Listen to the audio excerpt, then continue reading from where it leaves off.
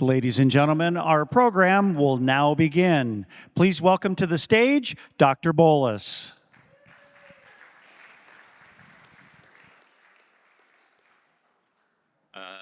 Good morning, everyone. Welcome to General Session number 1. I'm going to introduce the... What, Don? You can't hear me? I'm sorry. That's a first. So I'm going to introduce the moderator, who's going to then introduce the next speaker.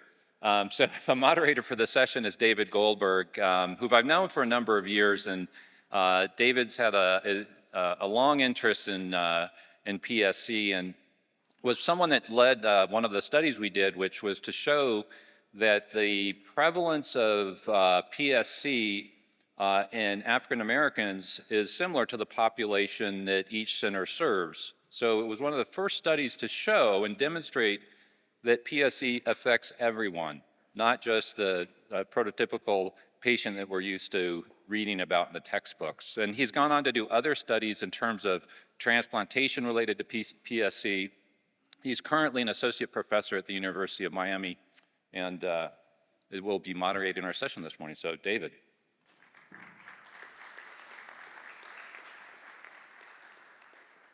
Thank you, Chris, for the introduction. So first off, we're going to start off the general session with Ricky Safer is going to give us an introduction, a woman who needs no introduction, of course, the reason why we're all here today. So Ricky, and I guess Don is coming up also. Yeah, no sweatshirt tonight. He's got his bow tie back on for the Saturday session, so. Ready to go. All right, I'm glad everybody made it through yesterday. I hope you all have a good day yesterday. All right, if you liked yesterday, today's going to be even better. We have a fantastic program for you. And I just want to say that every year when our community gets together, there's this amazing positive energy. I hope you all felt it. And I'm glad to hear, as I talk to a lot of the newbies, that you're all starting to meet people and feeling like you're part of our community. So by the end of today, you'll feel even more so, I hope.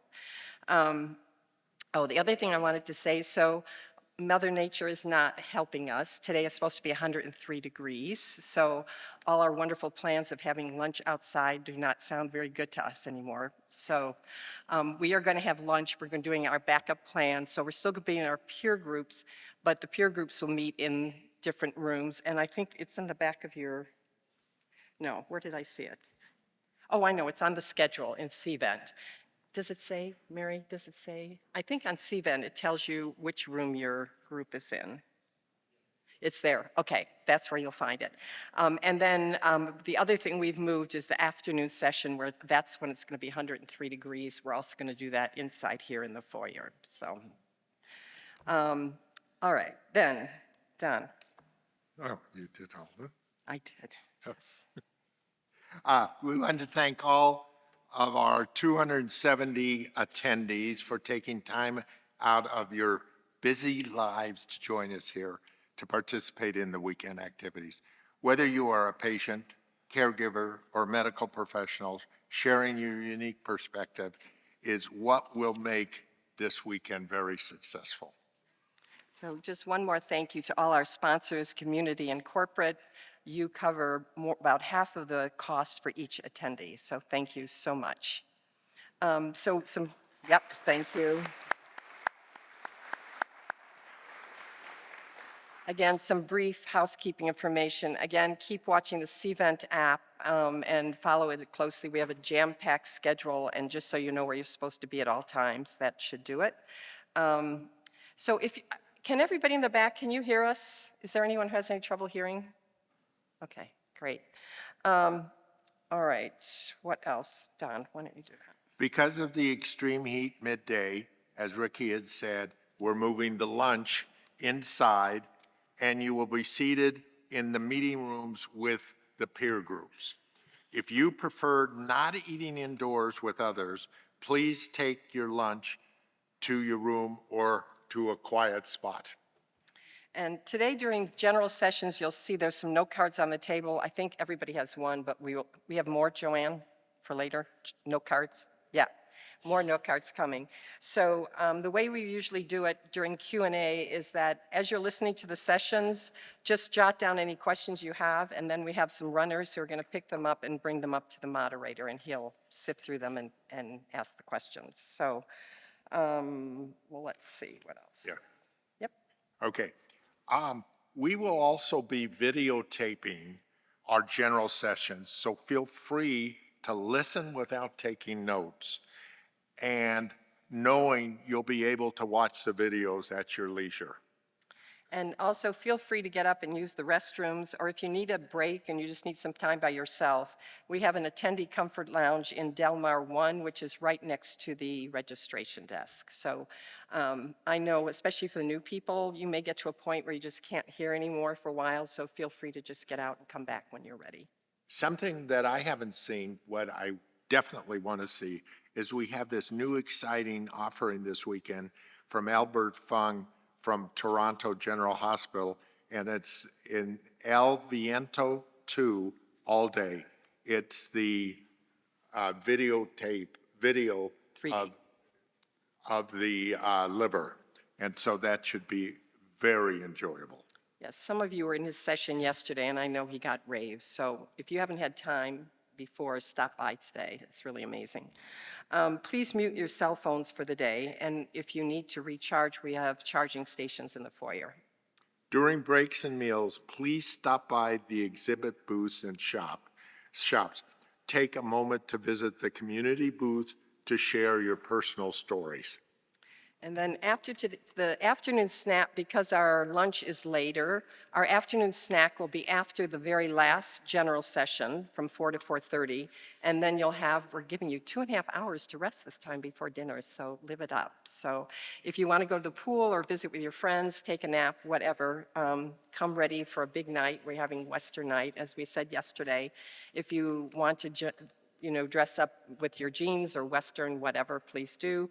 And after dinner, we're going to have trivia and line dancing. And for dinner, it'll be open seating. So during the day, just ask some people if they'd like to sit with you. If you don't have anybody that you've chosen, come and there will be open tables and you'll meet some new people.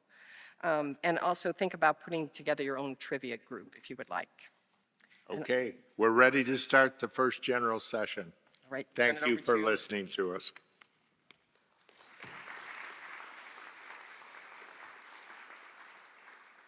Thank you very much, Don and Ricky. So just so everyone knows, we will actually have some added time at the end for question and answers for the speakers. So if you have any questions that you want to ask, jot them down, and then we'll have people come to the microphones. So the first talk of the general session is entitled Blueprint Towards a Cure for PSC. I feel very unaccomplished compared to the next speaker. So Dr. Jesse Kirkpatrick already has his PhD from MIT, is a medical student and also a postdoctoral researcher at Harvard University, using engineered bile ducts in a dish to shed light on the cause of PSC and identify effective therapies.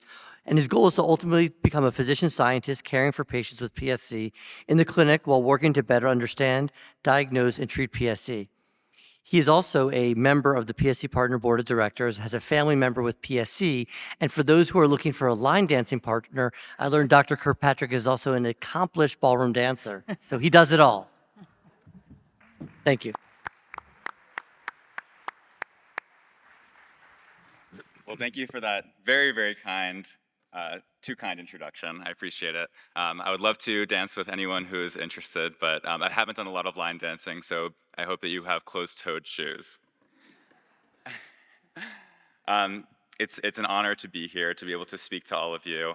PSC has been a part of my family since 2010 and has really been what has motivated me to enter into the world of medicine. And it's an honor to be able to stand here and talk to you all about something that we all care about so much.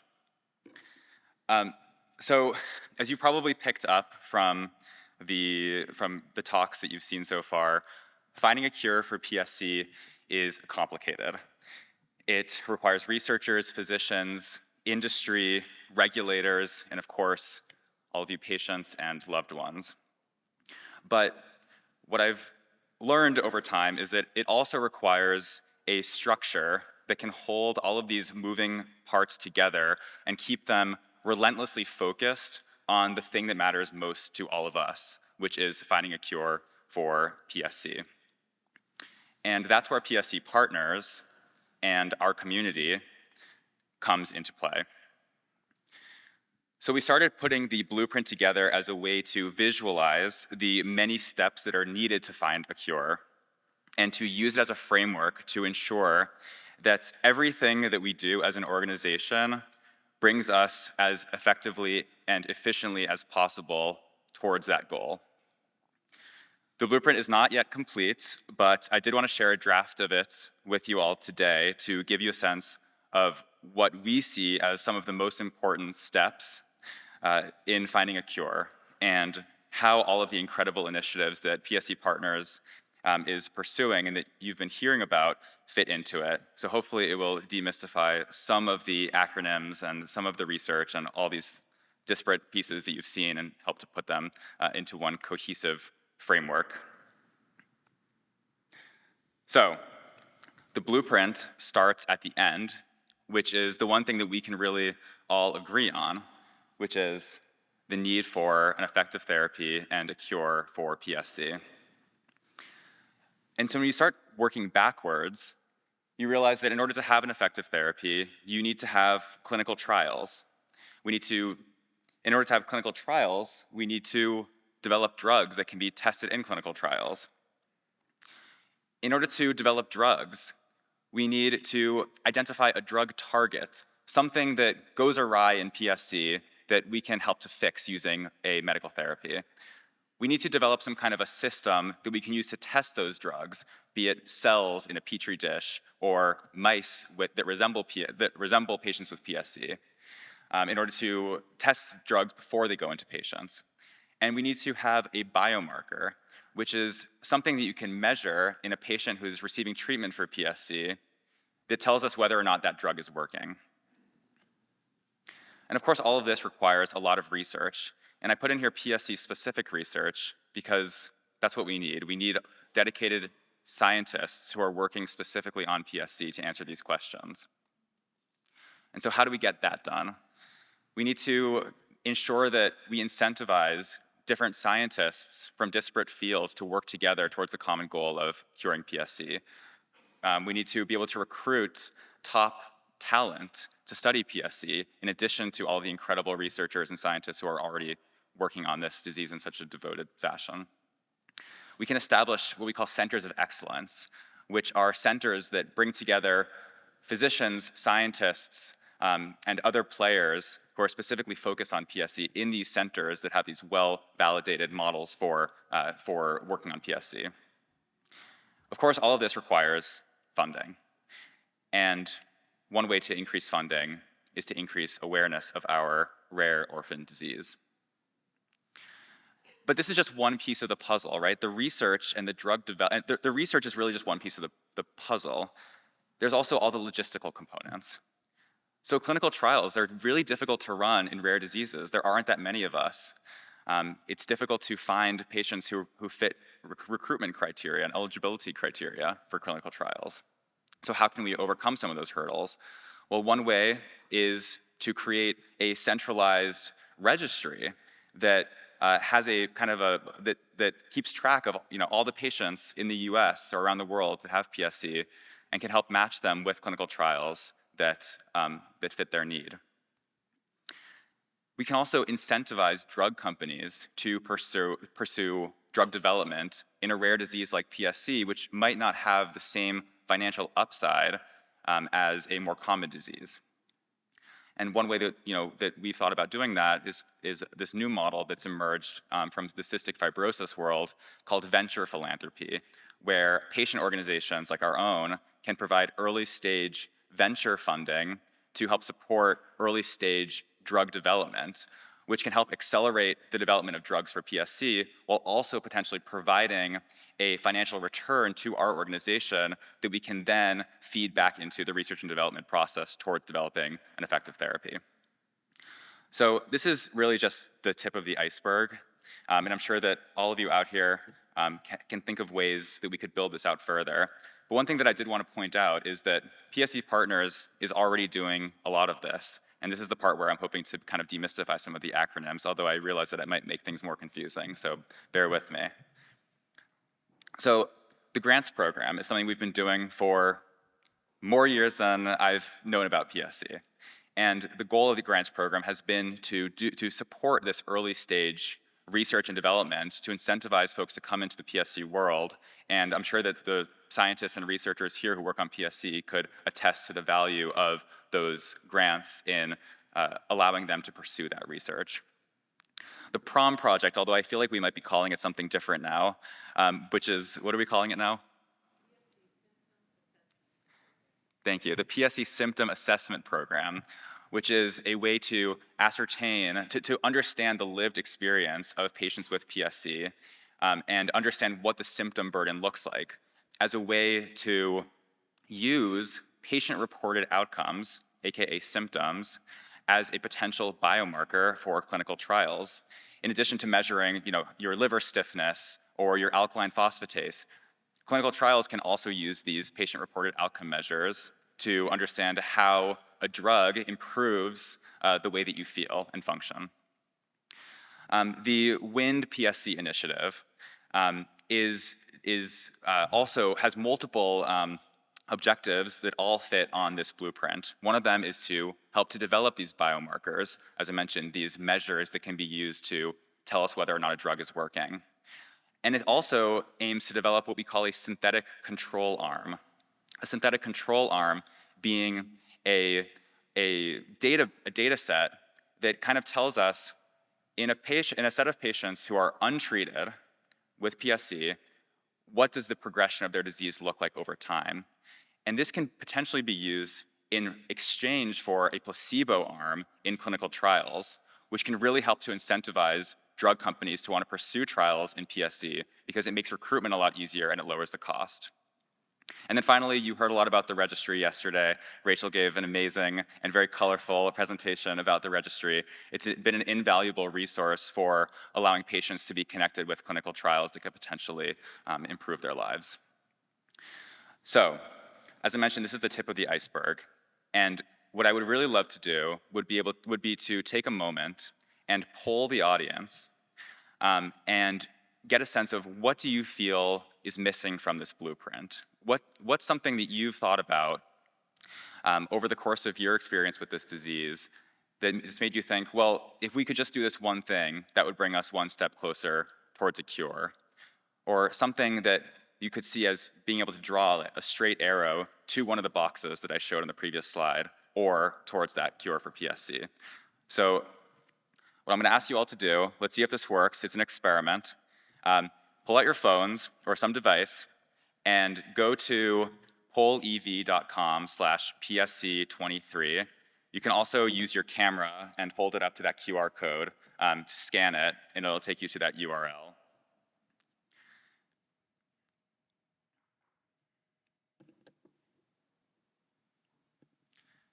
And so as you think about different ideas and put them in, you'll also see that there's an option to upvote, to like specific ideas. So please, if you see something that really speaks to you, please upvote it. And I'm seeing that people are already really excited about lifestyle interventions, which I agree is a really important component that we should add.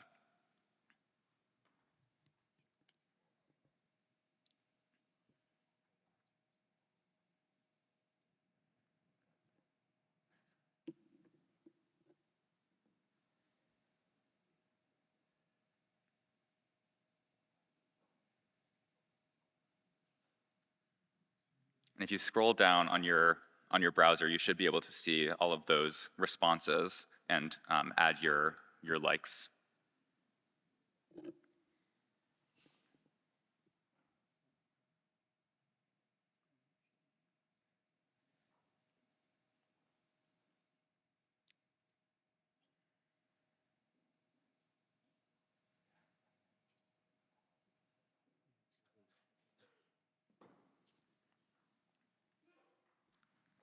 I'll keep it open for just another, well, I guess I could just keep it open. And yeah, why don't we just keep it open? And we'll continue with the session. And if anything really speaks to you during the session or jumps out at you, just go ahead and add it in and keep liking the ideas. It's been an honor to talk to you. If anyone has any ideas, ways that you feel like you'd want to get involved, anything, just come talk to me or come talk to anyone at PSC Partners or send us a message. We'd love to hear from you. Thank you.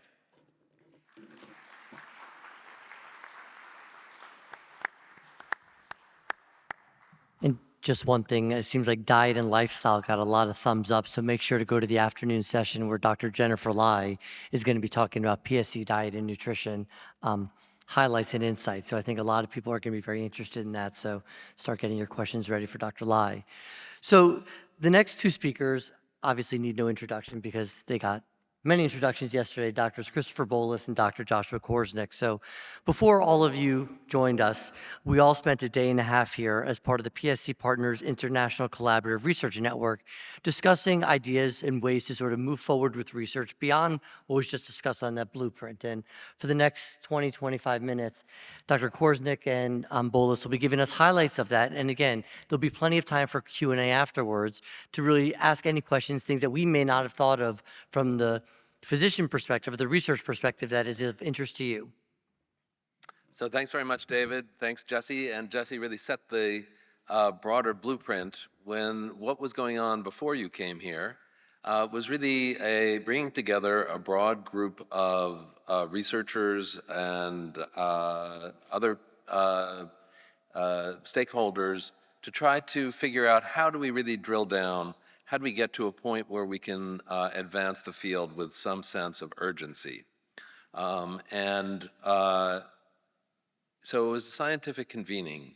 It was really remarkable in that we brought together a large number of people where we meet at larger meetings sometimes, but it's not usually the ability to get together to focus in on PSC and to think carefully together how we can work together better. And it was a broad set of people. It wasn't some gastroenterologists, hepatologists. We went out of our way to make sure we had a significant range of representation. So some people who were early in their career, someone like Jesse, who's a medical student, Eric Hasnerl, who's a fellow, and other people who have much more gray hair like myself, who have been at this for a little bit longer. People from around the world, from whether it's Canada, whether it's Norway, elsewhere, to really get a diverse set of ideas and of inputs in terms of how to do this. And in some ways, it's the culmination of a long process of talking together, of figuring out with PSC partners how to do this, how to bring together people, how to get an agenda together and make this happen. Now, what was the goal? The goal was really to help define further and advance the scientific agenda of the PSC community and PSC partners. And so what does that mean exactly? Aren't we all working together already? Well, many of us have our own ideas, our own projects, and we're not trying to limit that in any way. But we also recognize that now science is really much more of a team sport. And there's so many different things that we could do in research that we want to really say, as a group, how do we prioritize? And one of the things that is always fascinating is that each researcher who's walking around here has their particular perspective on what goes on. They may have a particular cell. You'll hear shortly from Heather Francis some of her research that's been focused in on the mast cell, which is fascinating. And so all these different inputs into what goes on in a very complex system, how do we come together to create an infrastructure to facilitate research more effectively? And really to identify then, ultimately we tried to structure it so that it's a matter of putting together a broad sense of priority, but then also how do we come together with specific projects, with specific endpoints that can be the focus of a request for proposal so that researchers can come together and say, all right, do we need a registry? Do we need to focus in on this particular question or other things like that? So was there a problem? No, there was not a problem, and the research community is very robust. And I would say that one thing that is really remarkable in a very important way is that that I think sometimes in other fields, science can be much more competitive. People don't collaborate the way perhaps they ought to, and there's a lot more jostling. This group of researchers, I think, is particularly special, particularly devoted to understanding that we have a major unmet need here that we need to figure out quickly how to get there. And it's an extremely collaborative, heartfelt group. And it's wonderful to talk to these people, spend time with these people, and to enhance that effort and make that more productive. We all recognize that to make these advances, it's really a team sport. It's not an individual sport, and we have to work together to do that. And we have to bring in all sorts of different voices and perspectives, from the patient perspective to the FDA, to different researchers, gastroenterologists, hepatologists, people working in diverse fields that may not have really been focused in on PSC, but bring in their perspective and see how they can contribute to the broader area. So really sharing thoughts and research, interacting with other researchers, really stimulates new ideas, and that's critical to move things faster. So the PSC research community is robust, but we can work better and faster by collaborating better and developing shared resources. So what we did was we divided into 4 groups. This division in some ways is arbitrary because there's so much overlap, but we met as a broader group, and then we broke down into pathophysiology, what really causes PSC, what is the relationship between the gut and the liver, why is there this connection between inflammation in the liver and inflammation in the gut, how do we approach issues around diagnosis and prognosis, and then clinical trials. How do we make those better? What are the difficulties? How do we work through those issues? And each group had a set of questions to work through to facilitate discussions and work towards the deliverable of a specific suggestion of an idea. Now, we don't have to go through all of these questions, but just to give you some sense of how we were approaching this. So some of the questions are straightforward but very complicated. Why is there no effective therapy for PSC? So it's a simple question, but it involves so many different parts. In part, as Jesse was pointing out, how do we break that down? And then how do we take each of those boxes and break them down further to understand? And a lot of science is really not finding the solution, but figuring out what's the right question. And so these were the starting questions that we were looking to discuss as a group. What's the fastest route to the approval of an effective medication? It's complicated in that some trials, say with ulcerative colitis trials, there are clear and distinct endpoints. And the FDA has established a set of criteria that if you can get your drug to meet those criteria, you can get approval, and if not, not. But with PSC, it's much more complex. We don't have something simple like a fecal calprotectin, for those of you who know what that is, of a measure of inflammation that is a easier readout. So going through all of these things to try to stimulate discussion, look at the research questions in a different way, and then try to come together and say things like, how do we identify a better biomarker? So how do we can we find something that is, or a bundle of proteins that we would measure in someone's blood to say the inflammation's under control, and could that then be an endpoint for a clinical trial where you start out, you get this measured, you take the medication, and then at the end you get it measured again, and if those have normalized, then that would be considered a good response. So it's not just us deciding that, it's working with the FDA and other groups to say this is a way of doing this, and we can shorten the time into a trial. Now, I won't go through all this, but when we go through, say, pathophysiology, we also set up a list of questions.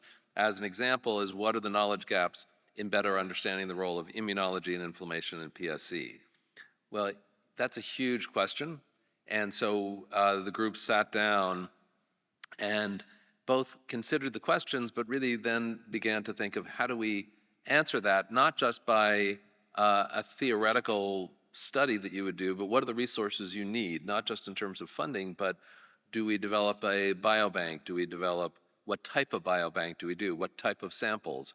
Who would be an appropriate person to try to request to enroll in that biobank? What are the resources that are out there already that we can leverage to sort of enhance research and speed things along. And there's a broad set of types of opportunities. So genetics is obviously critically important, and many groups have spent a tremendous amount of effort to look at that. We've gotten some clues, but it didn't give the kind of breakthrough answers that we would have liked. Is there a genetic component in PSC? Yes, but it's relatively mild or modest compared to some of these other things, whether it's microbiome or other issues in terms of inflammation and repair. Even things that we take for granted, like what evidence do we have that PSC is an autoimmune disease? So there's many autoantibodies, so antibodies you develop against self, but which of those are important? Or some of those just bystanders that have happened in the process? And how can we understand that better? So each of the groups had these set of questions. They sat down together, came up with questions, then we got together again, discussed those questions together, and then we had, I would say, we had gotten sort of halfway there. The groups then broke down again into their separate groups, and it was extremely productive then. And we really got to much more specific concepts and ideas of how we might move forward. What are potential proposals to put out to the broader community to send in and figure out how we can do that and how we can do that. So that we, with say, in terms of pathophysiology and the gut-liver axis, some of the things that we came together to say these are combined resources that many people could draw on that would really foster and enhance research would be a prospective cohort, meaning enrolling people and then following them over a period of time with people who have a diagnosis of PSC. We don't want to reinvent a wheel, so WIND is already doing some of this with some biomarker sampling and also getting a very detailed set of data of what people are experiencing, what they're going through, what drugs they're on, what their history has been. So we don't want to reinvent that, but also we want to have an appropriate comparator group. So not just getting, say, people with PSC, but people with ulcerative colitis who don't have PSC to understand what's different. And a healthy control group as a comparator. So that enhances the value of any data set that you have when you have a broader set of individuals to compare it to. So one idea is fairly simple, but it's very complex in terms of collecting all the samples, storing the samples, making sure you get the right data. And then the question is what happens to those samples?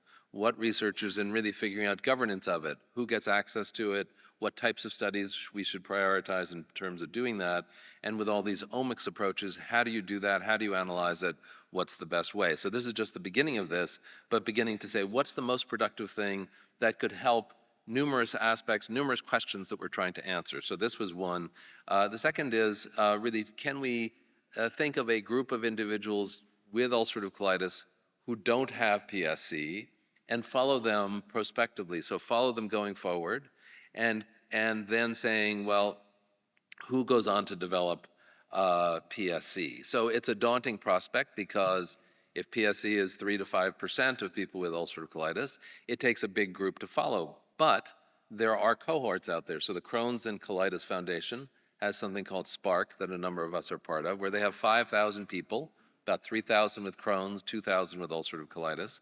Is that something that we could do, working with them, partnering with them, to say, let's follow this group and others, other IBD centers, our own and other people, other researchers here, to say, let's follow people prospectively. We will have gotten some baseline data and samples. Can we do that? Now, we're all very, very interested in that, but that's a much more complex process, and we want to do things that are going to deliver important advances very quickly. So it's something that we want to do, but maybe that's a little bit further down. And then how do we advance animal models? So do we take a group, say, in the prospective individuals, and it's not just all people's PSC is probably not the same. So can we identify subgroups within PSC? And then can we find an animal model that may not be reflective of everybody out there, but of this particular subgroup of people with PSC? And then does that give us a better way of studying this and really making advances, testing therapies and other things? So we went into further discussions. and some of this was a little bit more controversial. Interestingly, as you see with PSC, the same.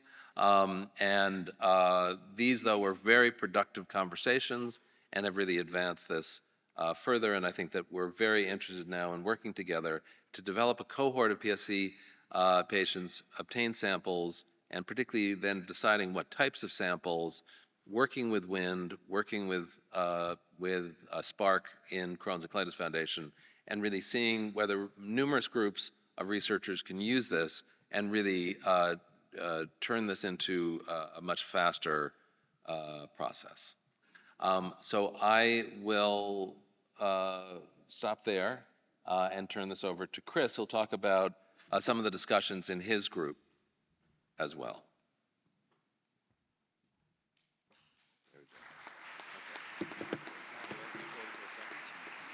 No, but that's, I think that. I think we're good on time. We might go a little bit over, but there's a lot of time for questions. Yeah, we got a lot of time. Okay, great.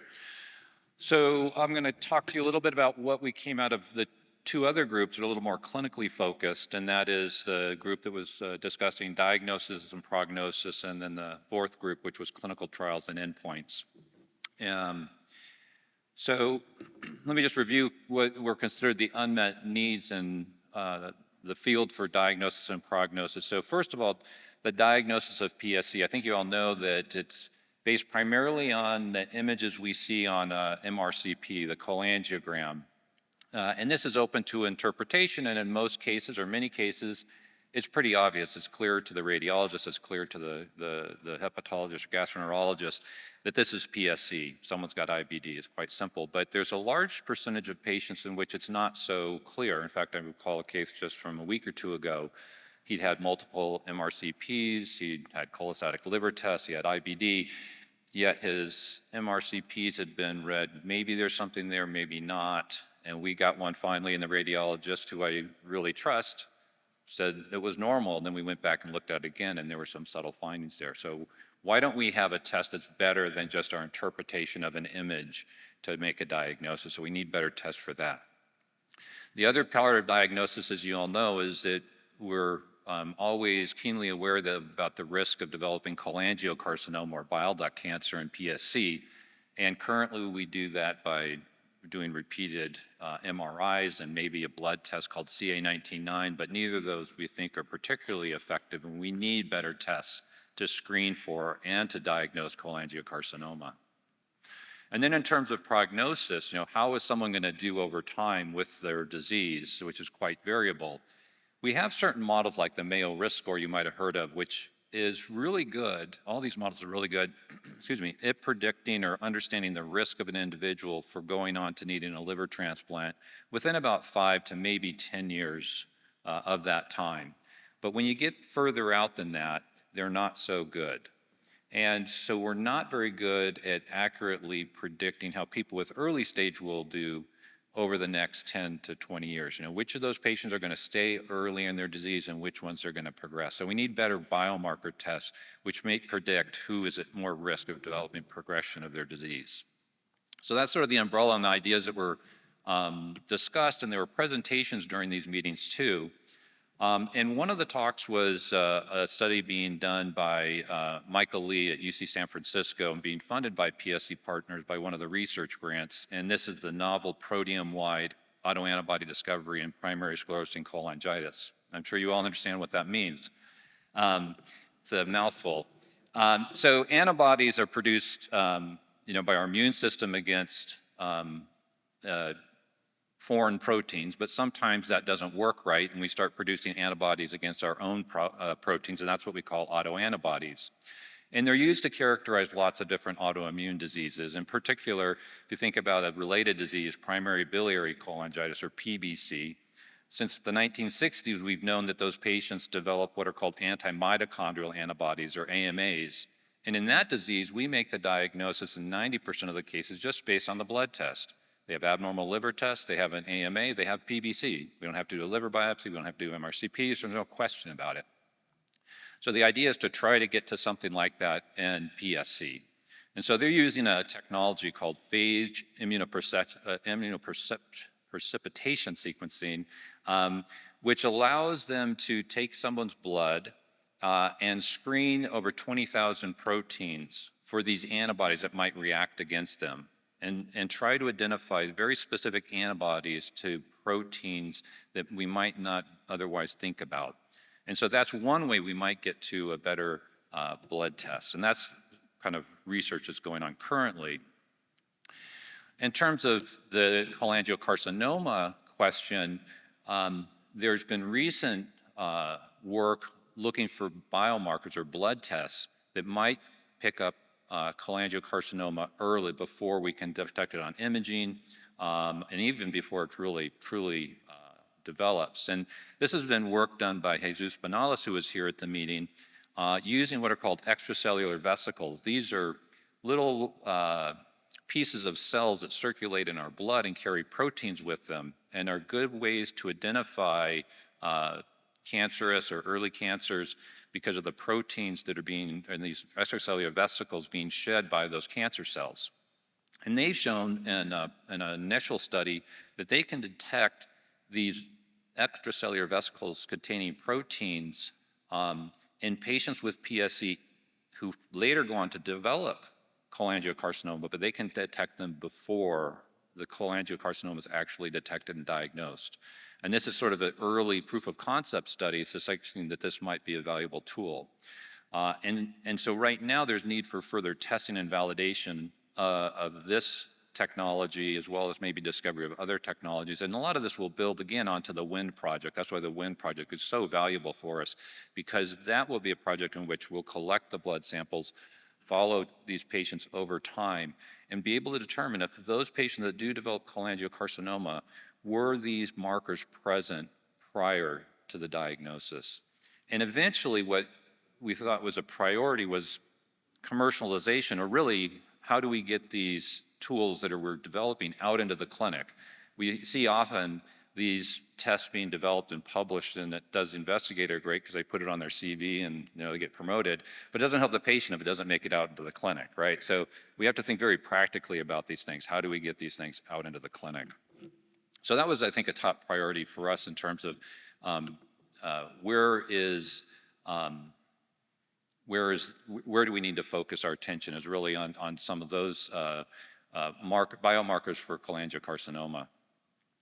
And then there was discussion also, and this is something David Goldberg has brought up, and is actually, they're already working on a grant for this, is related to what Josh was talking about in terms of looking at patients before they develop PSC. How can you do that? Well, you can look at patients that have inflammatory bowel disease before they do it, before they develop PSC, and then see what happens. And that's sort of this pre-PSC study where you have a lot of patients with IBD without PSC yet, and the little blue people are the people that are going to develop it. You haven't identified them yet. And you follow them over time, and then they develop PSC, and you can then compare what was going on beforehand and what were the differences that led to those people getting PSC. Another way to do it, though, is to look at recurrent PSC. These are individuals that already have PSC, and we know about a third of them are going to develop recurrent PSC. And we have a point in time where they got their transplant, they have essentially a normal liver, and then over time they develop recurrent PSC. And so again, the same kind of concept, but in a different population in terms of understanding what is it that drives and leads to the initiation of that PSC in those individuals. So this was a very important, I think, concept and initiative that's already actually got some energy behind it just from the meeting we had this weekend. So I think that alone is pretty impressive. So the other group was clinical trials and endpoints. And we've already talked a little bit about clinical trials and endpoints, but when we talk about endpoints, if you're not in sort of the clinical trials endpoints or in medicine, you're like, endpoints, what does that mean? And so I just want to spend a minute talking about clinical trials and what we mean by endpoints.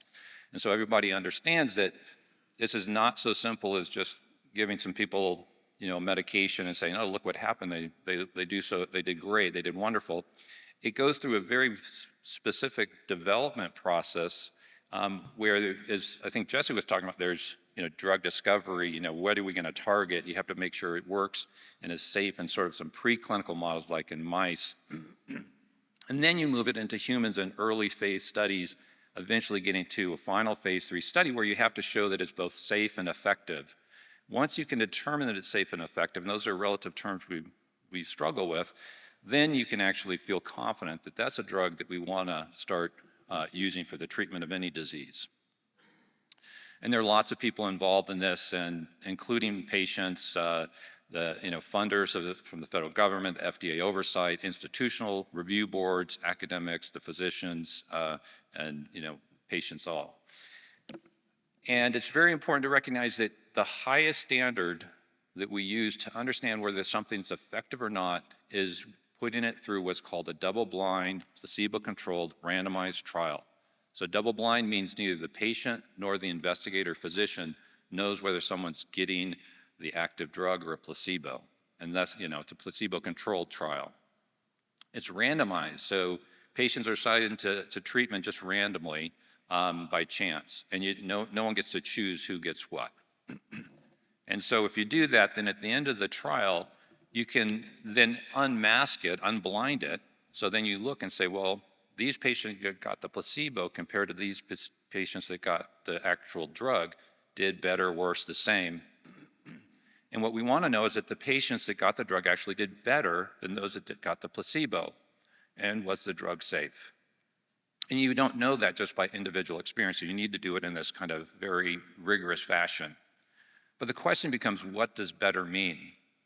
And I think we probably agree, and what the FDA requires of us is that someone lives longer or feels better. Those are endpoints, right? If I live longer, if I feel better, that's effective. Well, there's a second level, and that is there's an improvement in a test that predicts that you live longer, something we would call a surrogate endpoint. So say your liver test got better, and if your liver test got better, then that predicts that you'll live longer. Well, that's a potential way we could think something works better, but we better be very sure that the improvement in your liver test actually means you're going to live longer. And that's sort of the challenge where we have right now, and the unmet need is we don't really have those surrogate endpoints that we feel confident will predict that someone's actually going to have a better life if we make those surrogate markers better. So we discussed some of these markers that we've talked about in the past, including alkaline phosphatase.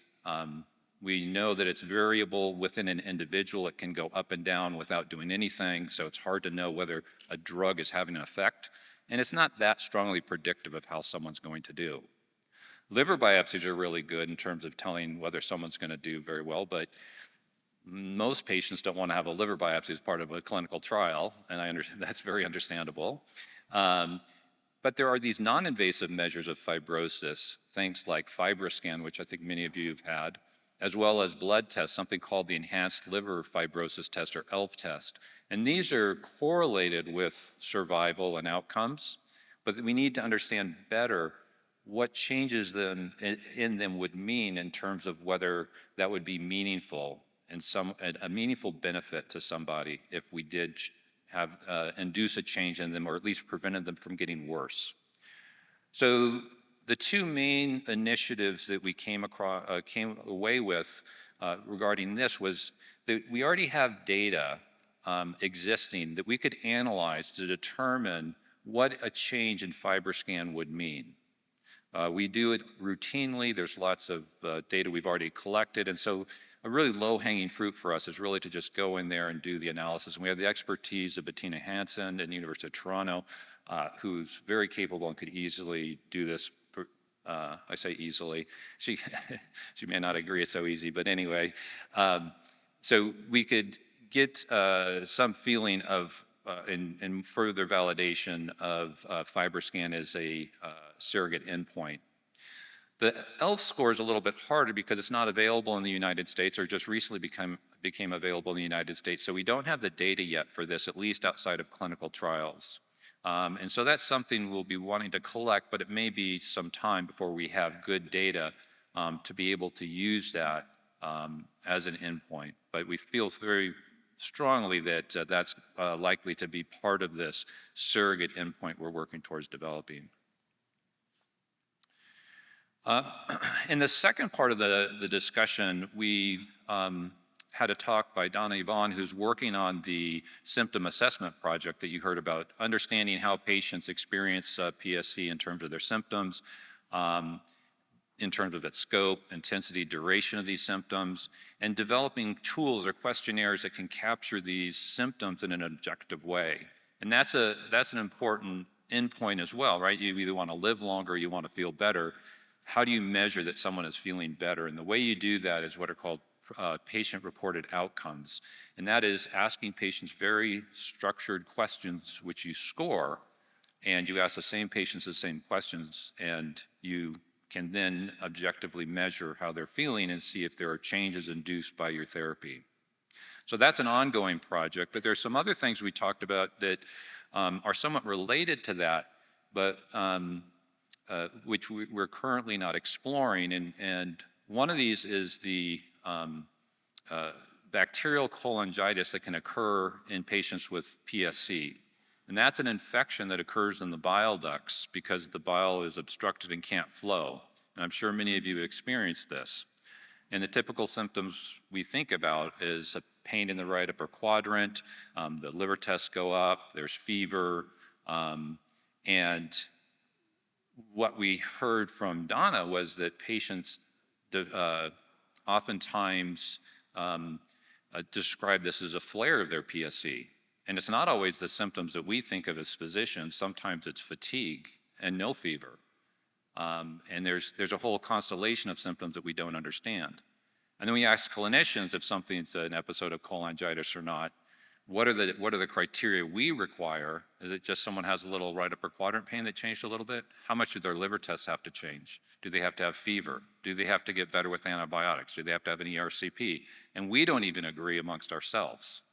So we need to work on defining both what the symptoms of cholangitis are that patients are experiencing, as well as for ourselves as clinicians to better define what we mean when we say cholangitis. And so there's a couple very simple, I think, projects for us as clinicians and as also patients being able to better define what we mean by cholangitis or flare, depending on where we're just, our point of view, and be able to come together with a common definition of cholangitis. So we can at least start to capture and understand how frequent this is occurring, how severe is it, and it could potentially be an endpoint in clinical trials, but also just help us better understand the disease itself. And finally, what we talked about was the participation of patients in clinical trials or even any study in PSC. And we know from a PSC partner survey that fewer than a quarter of patients with PSC are asked if they would like to participate in clinical research. And most patients that are surveyed said they would like to participate, at least in terms of answering surveys and giving samples of blood or stool or whatever. And so we're discussing how can we increase opportunities for patients to link with research opportunities. Some of this is related to distance from the places where the research is being done, but there's technologies to overcome some of that. There's other ways of just getting word out beyond the PSC partners audience to other people with PSC who haven't been linked in with PSC partners to get them involved. And in particular, we talked about the need to have a more diverse representative participation within research, both clinical trials and other studies, from groups that aren't necessarily represented in our current studies at this time. And so those were the main takeaways we had from our meeting, and thank you very much.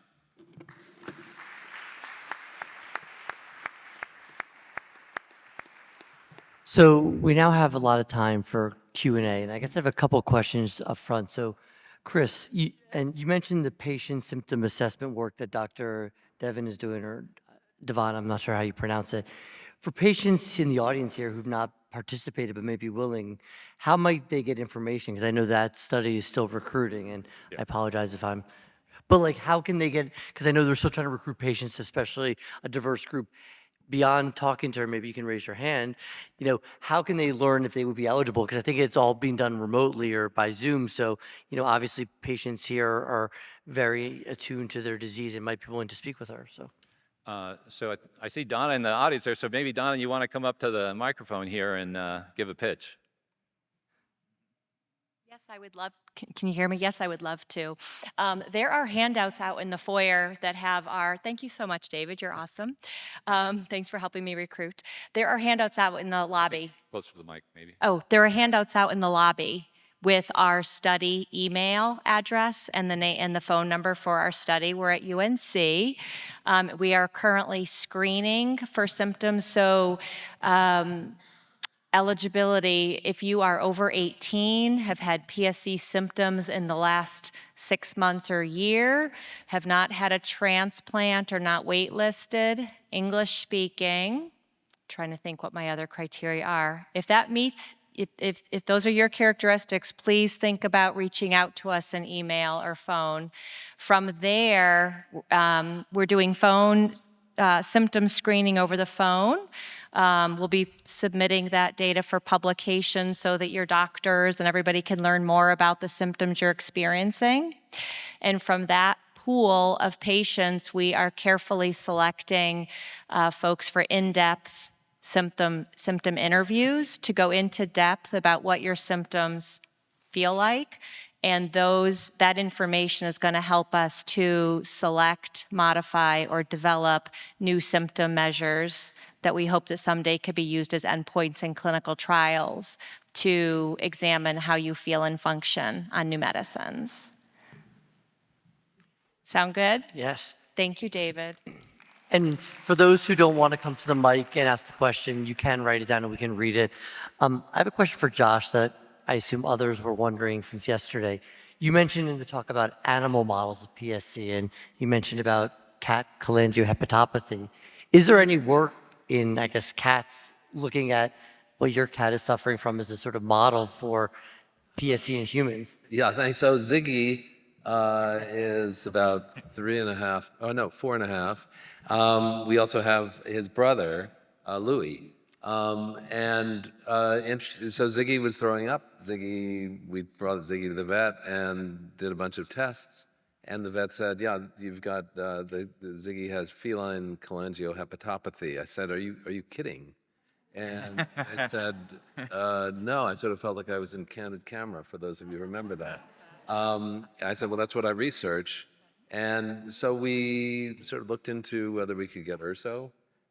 We looked into what Ziggy was treated with was an antibiotic, Flagyl, with some modest improvement of liver tests. They sort of fluctuate up and down. So it's uncommon. It's not super rare. So I don't think, and nobody knows really what caused it. We looked into seeing could we find enough cats that the vets had seen.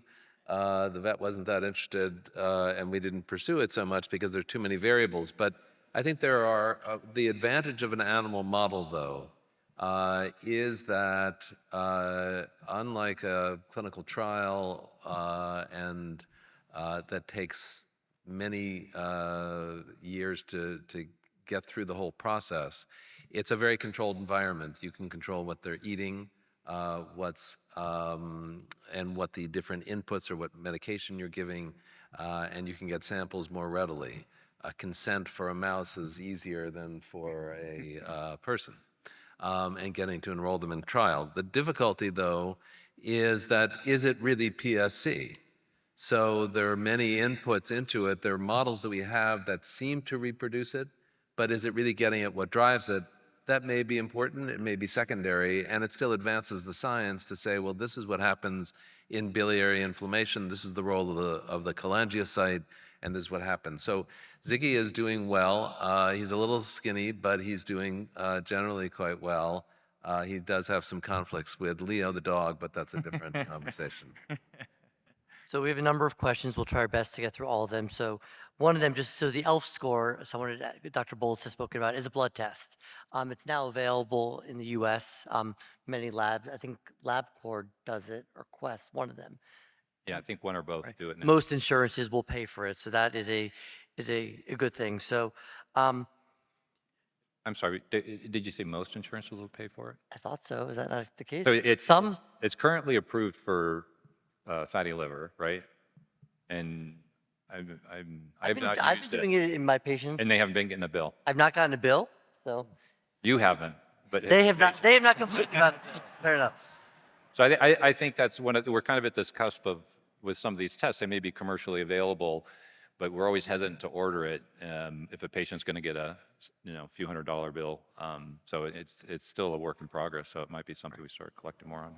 So to start here, so I guess for any of you, so how do you cause PSC in mice or in animals? We talk about animal models of a disease. How does one actually do that? I mean, I can attempt to weigh in on this. I think that with an animal model, for some types of diseases, it's relatively easy to make an animal model. And those are diseases where we really have a very clear sense of the cause. And so an example of that would be a disease where there's a single gene that's affected, for instance, like cystic fibrosis. For PSC, it's a little bit more complicated because we don't know exactly what that initiating event is that causes PSC. And so instead, the way that the field has approached developing a mouse model for PSC is to try to make a mouse that models certain features of PSC. So for example, fibrosis or cholestasis. There have been models that have been developed that try to model the link between inflammation in the gut and inflammation in the liver. And so it's a bit of a chicken and egg kind of dilemma here, where in order to really develop a faithful model of a disease, you need to know the cause. But in order to really understand the cause, it's helpful to have models. And so that's kind of something that the field is struggling with. And sort of one of the big takeaways from the pathophysiology working group in the meetings that were just discussed was kind of trying to develop a pipeline to really better understand what's going on in the livers of patients with PSC, and then use that to inform the development of better mouse models and cell-based models for PSC. So, and just to reinforce that, if there are some models that are used, the problem, and particularly looking at the IBD field, is there are dozens of models of colitis. And that's really just a model of inflammation in the colon. It doesn't necessarily reproduce the disease itself, so that we will test medications in these models and then say, all right, well, we've shown that it benefits these two different types of models, so now we can take it into people. Well, that doesn't often necessarily follow. It's inflammation, but it may not be the same driver, so that because it works in two mouse models, that helps give us some confidence that it might work in people, but often that doesn't translate. Okay, so we'll just go one more. So Chris, so it's a two-part question. So who are the examples of underrepresented groups in clinical trials? And why do you think only a quarter of patients are in them? Is it the doctors aren't telling the patients, industry's not helping, not enough trials out there? So in terms of the groups that are underrepresented in clinical trials, definitely African Americans and Latinx patients, I would say, are the two groups that we're missing. Some of this also has to do with disease prevalence. We see, over time, the disease prevalence changes within groups and geographically, and so some of it may be related to that, but also access to participation in clinical trials. Why only 15% are getting offered to participate in clinical trials is probably multifactorial. It may be that you're being seen at a very prestigious academic medical center, but they don't have anyone running clinical trials there. They may be running clinical trials for other diseases, but they don't have any to offer there, so that happens. And then you may be right next door to an academic medical center that is running trials, but your provider is not aware of them or thinking about them. And so what we find is that a lot of this is patient-driven. And if a patient has not been even offered or discussed opportunities to be involved in a clinical trial, but they think they might want to be, they should discuss that with the doctor, excuse me, or PSC Partners has resources for that. There are lots of resources to then go look for clinical trials if people are interested.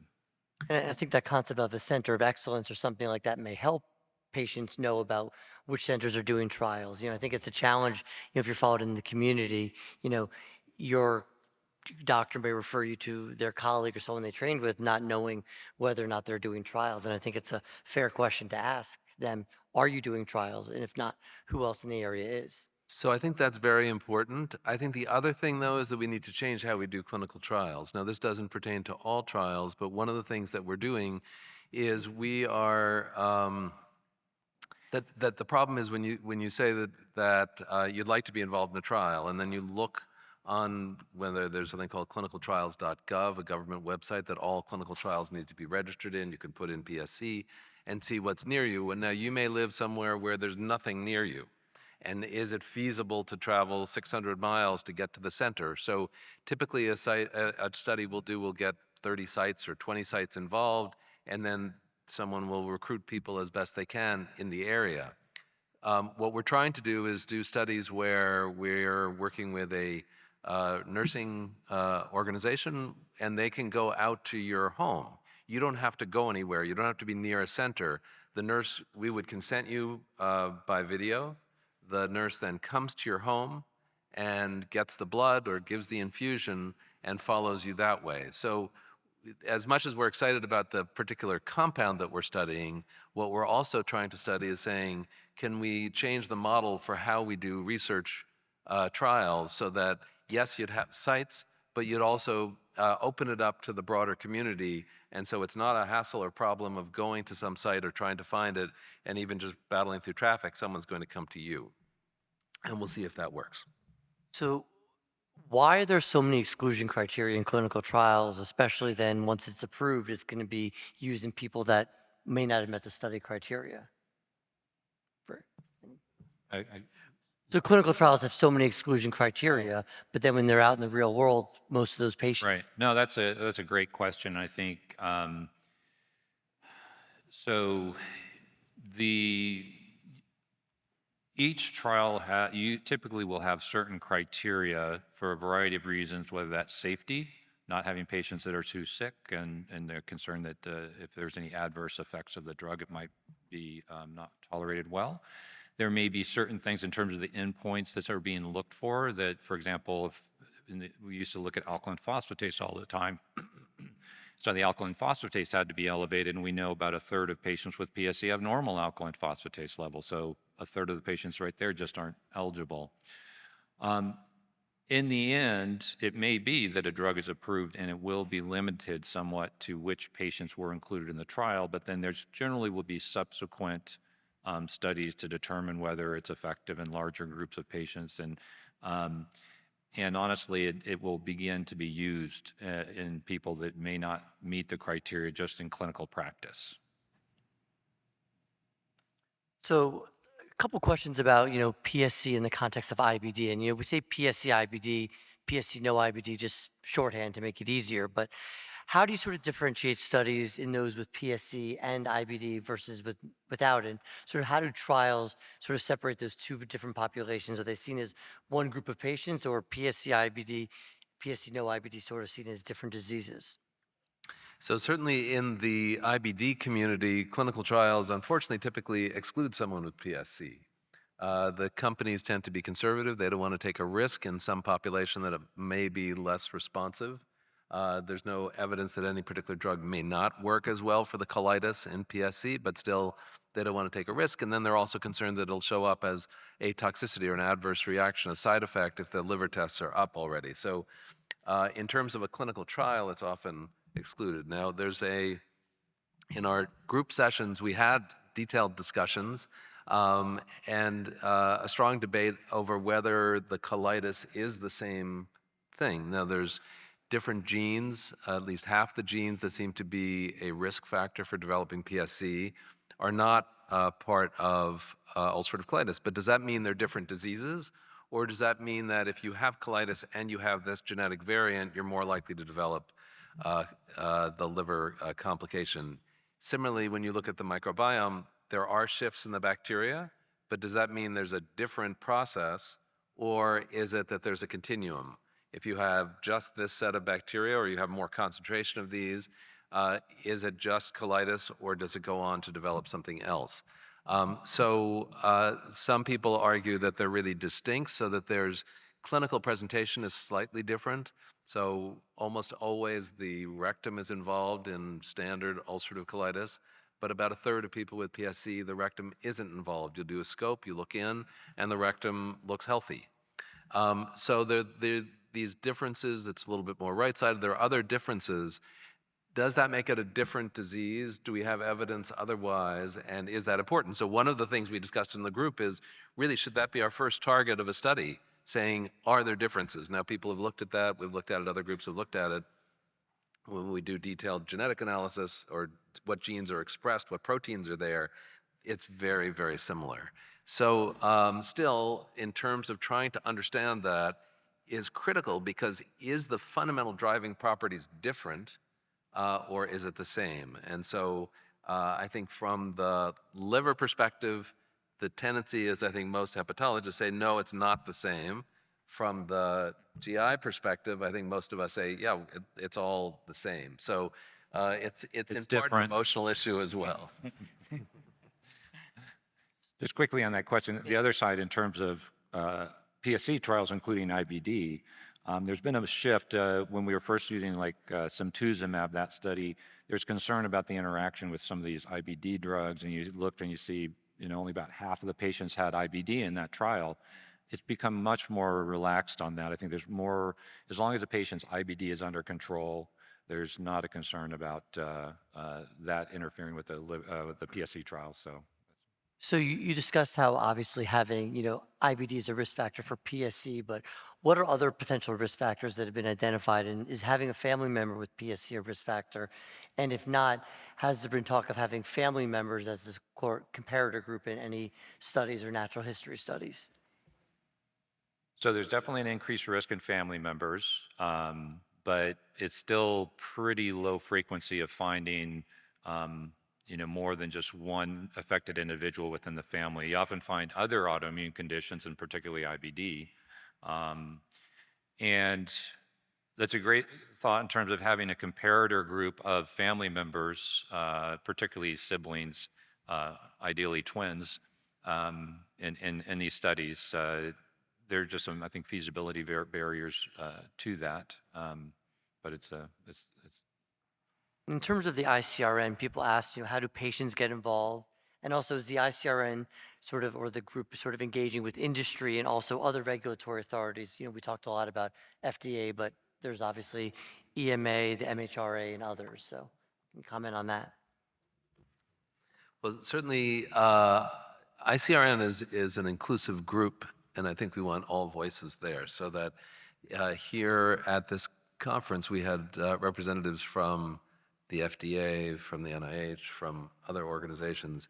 And it's hard to express how helpful that is, and to have that interaction, to hear their voice and understand their concerns and understand how much they're also concerned about this and how to move the field forward. So these are really not regulatory organizations that are trying to obstruct anything. They're trying to figure out how to facilitate things, how to work with us to make this effective. So it's really, so all different groups are involved in terms of patient involvement, whether it's involvement in registries, whether it's in terms of the patient assessment, other things, or whether it's also helping shape the agenda. All those things are really important, and really making this a patient-driven and collaborative approach is really critical. A couple questions about the role of AI in PSC research and where things stand now and in the future, if anyone wants to comment on that. That's for you, isn't it? I mean, I think people, I guess use the term AI in several different ways, and I think it really matters of, what you're doing. You're talking about, AI in terms of, statistical models versus AI in terms of, visualization. I think people are trying it. I'm not sure if any, I guess you could argue is the virtual reality bioducts, a form of AI that we're seeing. I think it's being used in all forms of medicine. I'm not specifically aware of any ongoing studies in PSC, but I think one area where we're seeing it probably most is sort of the reading of the cholangiograms and radiomics, the images. I think that's where we'll see the most progress initially. then there were several questions about biomarkers. One was like, what is a biomarker, and why is alk phos not a great biomarker, and what other sort of prospects are there on the near horizon for sort of prognosticating disease? So, gosh, I need my slide because I can't remember exactly what the definition. There's a very specific definition of a biomarker, and a biomarker could be anything from a blood test to an X-ray to a biopsy to a symptom survey. It's a marker of basically a physiologic or biologic process, which may or may not correlate with the clinical progression of the disease. And so it's important when we talk about biomarkers. Basically, we're talking about some sort of test that reflects some process in the body. When we talk about endpoints, a biomarker can become an endpoint, but it has to be validated to actually be predictive of a clinical outcome. That's sort of the difference there. And in terms of how do we discover a biomarker? So it's an amazing time in science, and it's stunning how much is in, say, just blood. So a number of us, we have a number of studies we're doing looking for biomarkers. So how do you look for a biomarker? So there's a variety of omics approaches. These are approaches where, say, you take a blood sample and you look for metabolomics. So metabolomics are sort of end products of biologic processes. So it is looking at smaller molecules that, say, an enzyme breaks something down into nitrate. So then you can measure nitrate levels in the blood. So omics will give you a more defined set, unlike, say, genomics, where you may have 35,000 or 40,000 genes. There may be 2,000 metabolites. You can look at metabolomics of stool. There are thousands, some of which we know what they are, some of which we don't. There's, say, proteomics, so looking at the measure of all the proteins that are in the blood. There's some platforms that can give you 7,000, or they're about to go up to 10,000 measurements of protein in blood. Now, in some ways, there's an illusion there that we think we're going to get all this data, we're going to figure it out. But it's difficult because you need to figure it out based on a particular hypothesis. What happens too often is we do these studies, and it's very interesting. You have some things are up and some things are down, and it's hard to know how to make sense of it. So it's both generating the data and then working together to get different ideas of how to analyze it to try to make sense of it. A couple tough questions, so throws to Chris. Why have answers been easier to find in PBC compared to PSC?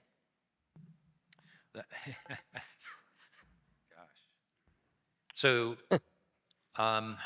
that's a really good question. So number one, we understand a lot more about the pathophysiology, the cause of PBC. It's a much more straightforward autoimmune disease. We understand the potential triggers for it. We understand what the immune response is. It's a very specific immune response. And we understand very specifically why the bile ducts are targeted in that disease. I will say, however, that despite understanding the basic immunology of that disease, we have yet to find a drug that targets the immunology of PBC that is effective. So there's something about cholestatic diseases, I think, that it goes beyond the inflammatory component. And what we've seen in PBC is that URSA works. And these other drugs that we're starting to develop there also work. And they work by protecting the liver against the secondary injury of the bile acids that are produced in the liver and can't get out of the liver that just further cause damage. So it's sort of the secondary chemical injury of what we call cholestasis, the lack of bile flowing from the liver. Now, why are we able to show that it works in PBC rather than PSC is maybe because the cholestasis in PSC is more severe, it's more heterogeneous. We don't have a way of adequately measuring how patients do. I think we're getting there. I think the approach is right, but we just have to find better measures of how to demonstrate that there is an improvement. So I think the approaches might be similar. I think just the measurement is the hard part for us. Whereas in PBC, we know that the alkaline phosphatase in PBC, which tends to be very flat, if we improve that, patients do better. That's where we have a biomarker that is a good surrogate marker. Just because there's so many questions, I'm just going to answer a couple quick ones. There was a question about post-transplant comparisons of microbiome changes, and there actually have been some really interesting studies from the Norwegian group about this. And one of the things that we talked about in the ICRN is looking at this in the sort of US population. But there are some studies that have been out there about microbiome changes and potentially being a predictor of recurrence. A question about the stages of clinical trials. Phase 1, oftentimes healthy people, safety, dose finding. Phase 2, people with the disease, sometimes dose finding, safety, and maybe preliminary efficacy. Phase 3 is usually the definitive trial, oftentimes randomized to a placebo or not, but that may be changing. There's a lot of questions about nutrition and lifestyle and current therapies or future therapies for PSC. I'm just gonna hold those because that's what the next session is all about. We have nutrition and lifestyle. We have the ASLD guidance that Chris Bowlus and Gideon Hirschfeld will be discussing sort of new therapies. So for Chris, I'll throw this to you. So why is there such a divide between research initiatives between pediatric onset PSC and adults? Are peds just little adults, or is the disease a different disease? Beyond the safety of studies in pediatrics and all of the logistical challenges. Yeah, so I didn't cover that. We did have representatives of the pediatric hepatology community in the discussion, and there are some very specific pediatric issues in patients that are of a younger age in terms of PSC. And in fact, when we talked about the cholangitis, it was really the pediatricians that have kind of moved that field a little bit forward, and we're going to borrow from them. They also have a similar kind of prospective study within a network called the Children Network, which is an NIH-sponsored natural history prospective study, which is going to kind of pair very nicely with WIND. And I think we'll get a better idea of the comparisons and understanding between PSC in children versus adults and how different they are. Because I think that's still something, maybe they present a little differently in terms of some of their liver biochemistries, but in terms of the progression of the disease and other things, it seems to be relatively similar, I think, in most cases. So yesterday, one of the speakers, I believe it was Dr. Hirschfeld, spoke about patients with PSC that are in a higher socioeconomic age bracket. And do you think that's a selection bias because they have better healthcare, access to healthcare, or is there thought to be some sort of environmental or some other exposure that could help explain that? Yeah, I don't think it's a selection bias because we did analysis of the UNOS data a while back and saw that if you look at patients with PSC, there's definitely a difference in terms of socioeconomic status. That's a risk factor for being listed for liver transplant with PSC. We've done some also geographic analysis of where patients with PSC are, and it has also been done in the UK, and they tend to be around areas where there's mining. We see it in Utah, and in the UK, they see it also in areas where there's mining. And so this is really speculative that maybe there's something about heavy metals with the mining and that might be kind of inducing it in a susceptible population. But the reason why it's enriched in those of higher socioeconomic status is still unclear. Question is, why is small duct PSC an exclusion for clinical trials? Is it a different disease or? Yeah, so I think there's two reasons. One is the diagnosis of small duct PSC can be challenging to know whether it really truly is small duct PSC versus, for example, a genetic condition in which there's a variant of a very specific gene that's being expressed in a mild form. As well as the fact that most patients with small duct PSC tend to do quite well, have a much different natural history. So we it's a real tough balance in clinical trials, trying to get a population that's relatively homogeneous, but at the same time represents the group that you think your drug's going to work in. But that's why most trials now are excluding Just there's a question about MRCPs versus ERCPs, and I think just the thinking is we really only use ERCP if we're really going to be doing something therapeutic, dilating, putting a stent in, or sort of doing things that we can't do with an MRCP if we want to do brushings or biopsies of the bile ducts. But in all patients, not just with PSC, we really like to avoid an ERCP unless we have to, because there are risks that are not rare. So it's really thought to be sort of a therapeutic and not a diagnostic, and MRCP has really supplanted that. Josh, I think this is a question for you. So have there been any success for PSC symptoms in the IBD drug trials, like, the vedolizumab or the other MABs I can't pronounce? Right. So unfortunately, no. And it's one of the things that's so baffling about PSC is that we have, as many of you are aware, a growing number of medications that are reasonably effective in Crohn's and ulcerative colitis. And when a new one comes out, we're all very excited to say, is this finally going to work in PSC? And some have shown sort of some mild changes that we're hopeful about, but then as we get to larger numbers of people with PSC and IBD going on these medications, they don't seem to have the same efficacy. It doesn't seem like there's a real indicator. Why is that? I think that there's an important lesson that we need to learn. What exactly it is isn't clear, but I do worry that we don't want to keep on just drilling away at another immune suppressant in PSC as much as taking other approaches, because it's not just the available drugs, but other immune suppression that has been tried in PSC really have not worked. So I think we need to look at fresh approaches.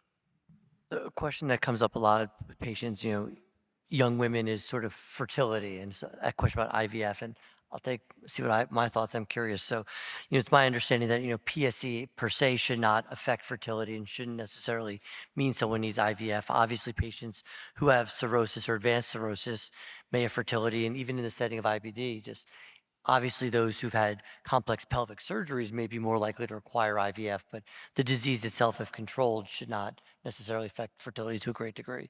But correct me if I'm wrong. I think there's two issues, right? There's the IBD issue and there's the PSC issue. So it's probably more the IBD, I think, that's the bigger issue, as long as the PSC is not advanced. Yeah, certainly that there have been studies to suggest that it's not a biochemical issue, it's more a mechanical issue, that if there's been a good deal of scarring, if someone's had a J-pouch, has had a colectomy in a J-pouch, and there's more scarring around the fallopian tubes, then the egg can't make its way down to get fertilized. So there have been studies done, including at the Brigham, where Sonia Friedman looked at this in terms of IVF, and it can be equally successful. And so if somebody's not able to get pregnant, they've had a J-pouch, that can change. And I think also now surgeons are much more aware of this issue, so when they do the surgery, they try to do it a little differently to try to preserve fertility. So question about the triggers for PSC, and unfortunately we don't really know, and that's one of the things we need to address. And in terms of post-transplant recurrence of PSC, a question of if IBD sort of plays a role, and I think it's sort of conflicting. There have been studies about colectomy being beneficial, but I think there's not really definitive data that IBD, either presence or absence, prevents recurrence. I think we still don't know what the triggers are for recurrent PSC. There have been a lot of smaller studies, but there's really nothing definitive that really is out there. Someone asked, if you want homogeneity for clinical trials, why not separate PSC IBD from PSC only? So a trial that's just PSC IBD patients and a trial that's just PSC. If you want homogeneity in clinical I trials. just have one, well, again, it's a question of homogeneity versus having kind of representative population or group of individuals with the disease. And I think if we were to exclude those with IBD, it would be without IBD, I should say, it would be very difficult to do. And to not include those without IBD, we would then not know if it is effective in that group. And I would say that if you look at actually the natural history of the disease, the absence of IBD really doesn't affect how someone's going to do. There's really no correlation there in terms of the PSC disease progression. But one way we do handle it in clinical trials, or at least in different subtypes of IBD, is we often stratify. What does that mean? It means that we might randomize people with some particular, say, who have ileal disease to one of two groups, and then we'll separately randomize people who who have just colonic Crohn's to 2 different groups, so that they're all included in the same trial, but you want to get an equal distribution of the different subtypes so that when you do your analysis at the end of the trial, it may not be enough in each group, but you can say, yes, it seems like there's a benefit, or there isn't a benefit in a particular subgroup. So there was a question about, is there a symptomatic matrix that is universal? And I'd say that's to be determined. Make sure, we need more people to participate in Dr. Devin's research to actually be able to answer that question. Just in the interest of time, there's questions about URSO and Vanco for PSC and immunosuppression. I think we'll table that for Chris's talk.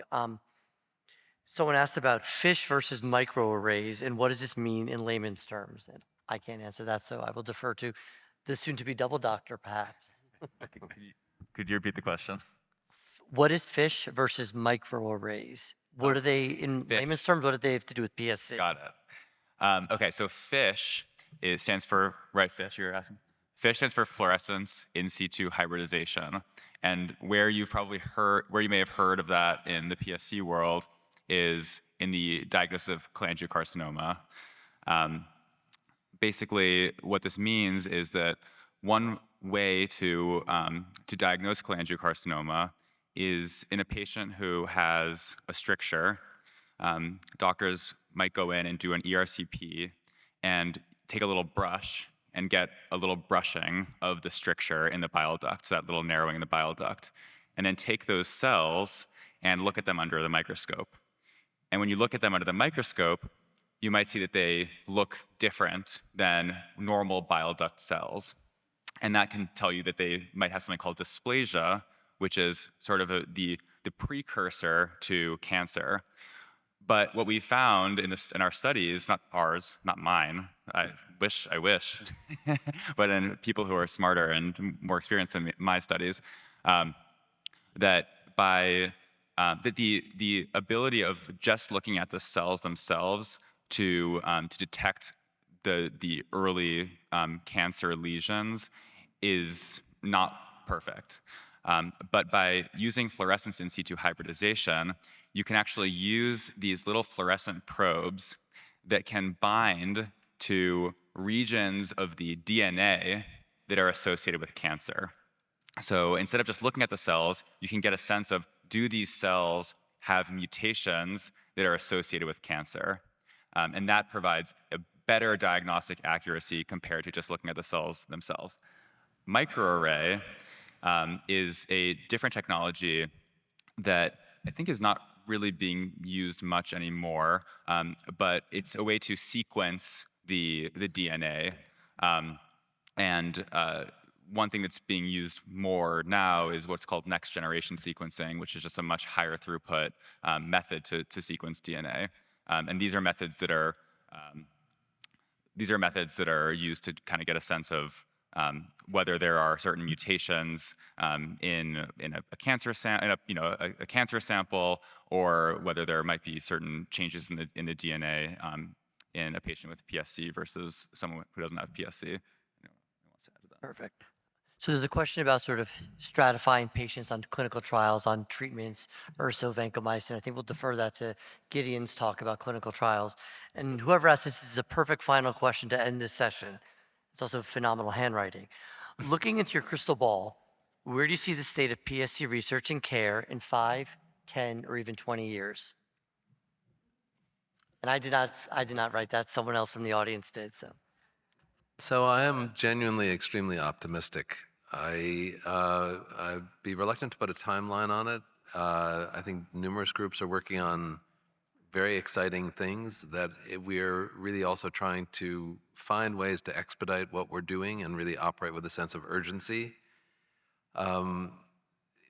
I do think, and again, I don't want to create any false optimism, that it's hard for me to imagine, knowing all that's going on right now, that within 10 years we won't have an approved drug. I'm hoping it's going to be less than that, but being realistic in terms of even if we discovered something today, it takes a little while. But I do think with just a sort of trying to be very realistic and not trying to be falsely optimistic, that we are incredibly well situated with all that's going on to get effective drugs, plural, out there in the next 10 years. Dr. Kirkpatrick, You'll be a double doctor in 5 years, practicing in 10. So I have the humility to defer on this question to the people who know more about this than I do. Yes. So I think I would agree with Josh. I think in 5 years, there's a real possibility that some of these drugs that are currently being studied in earlier phase studies could be potentially approved for use, but it's, given the history, there's also probably a better shot that they're not going to make it, right? Just being realistic, but you keep trying. My hope, though, would be that in 5 years with the wind project and some of these other things we're talking about, one of the major barriers to getting a drug through to a point where we feel confident that it's effective and the FDA feels confident it's effective and gets approved and out there is having those surrogate endpoints. So if in 5 years we have a clear path for a drug to go through the approval process and get out there and commercialize, that's what industry needs and we don't have right now. So once that we get there, and I think we can be there in 5 years, then the floodgates open, I think. And then 10 years, you definitely have a therapy, if not multiple therapies. This is something we've been struggling with for the past decade at least. But I think with the wind project and some of these other things, we've got a clear path to getting there now. And I think, I'm not going to try and prognosticate, but none of this would be possible, of course, without all of you patients. You're both participation in trials and your support. I think, philanthropy has really helped to advance this. And I think we cannot thank patients and grateful patients and whatnot enough. And, pharma, again, I went to one of these conferences about 10 years ago. I'm not sure if I saw this many pharma companies out there with drugs that were being tested. So I think, none of us want to give a promise. I think it's, as someone who was here 10 years ago, things look much more hopeful now. And I think things are going in the right direction. Absolutely. Absolutely. So with that, we'll let everyone go to break. Oh, hold on. Oh, wait, no, I take it back. So there'll be a snack outside in the Opium Terrace, and you can go inside to watch, some of the second half of the football games. Colorado is winning. One more announcement. What? One more announcement. Another announcement. And yes, snack is on the Opium Terrace. And then we also wanted to remind folks that we're taking a photo. It's a tradition. People who've been at the conference before will remember that we take a full group photo of everybody. So we'd love to have you all out at the grand staircase at 1 o'clock today. It's in the agenda in CVent. 1 o'clock today, which is out by the Opium Terrace, and we'll take a shot, and then you'll grab your lunches and go in with your peer groups. So thanks. Have a nice break.